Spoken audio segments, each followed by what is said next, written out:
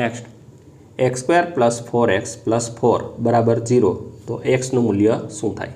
હવે અહીંયા આપણને જે અવયવીકરણના ચેપ્ટરમાંથી ધોરણ 8માંથી આપણને પૂછેલો છે ક્વેશ્ચન. તો અહીંયા આપણે જોવા જઈએ તો પહેલાં આપણે આના અવયવ પાડવા હોય તો શું કરાય? તો કે પહેલાં અને છેલ્લાનો ગુણાકાર કરાય. પહેલાં અને છેલ્લાનો ગુણાકાર કરાય તો શું થશે? 4x². હવે આ 4x² આપણે બે એવા ભાગ પાડવા છે કે જેથી કરીને સરવાળાથી કેટલા આવે? 4. સરવાળાથી કેટલા આવે? 4. બરાબર.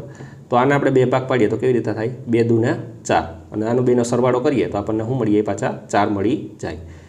x² અહીંયા બે વાર છે તો અહીંયા આપણે x અહીંયા આપી દઈએ અને એક વાર અહીંયા આપી દઈએ. બરાબર. અને વચ્ચે કઈ સાઇન આપી દઈએ? પ્લસ.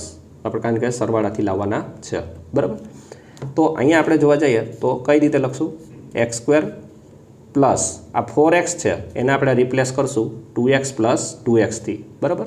તો 2x + 2x પ્લસ 4 તો છે જ છેલ્લા, લાસ્ટમાં 4 તો છે જ. બરાબર.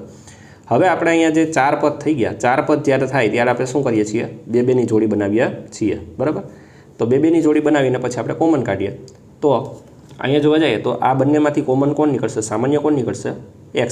તો અહીંયા આવશે આપણે x કૌંસમાં x + 2. બરાબર ને?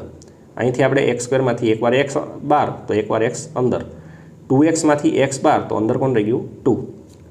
હવે આ બેમાંથી સામાન્ય કોણ નીકળે? તો આપણે 4ને તોડી નાખીએ. 2 × 2 = 4. તો આ બેમાંથી સામાન્ય કોણ નીકળશે? 2. કોણ નીકળશે? 2. તો 2 સામાન્ય કાઢી નાખીએ તો ફરી પાછું 2x માંથી 2 બહાર તો અંદર કોણ?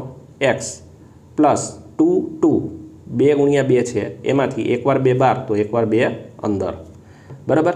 ફરી પાછું આપણે જે સામાન્ય કાઢશું x + 2 x + 2 તો અહીંથી આપણે x + 2 સામાન્ય કાઢી નાખીએ તો ફરી પાછું વધશે x + 2.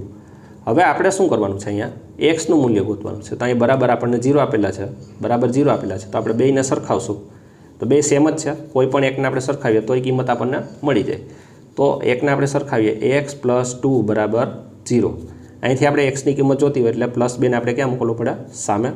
તો +2ને આપણે સામે મોકલશું તો +2 સામે આવીને કેવા થઈ જશે? -2 થઈ જશે. 0ને લખીએ કે ન લખીએ કંઈ ફેર પડતો નથી.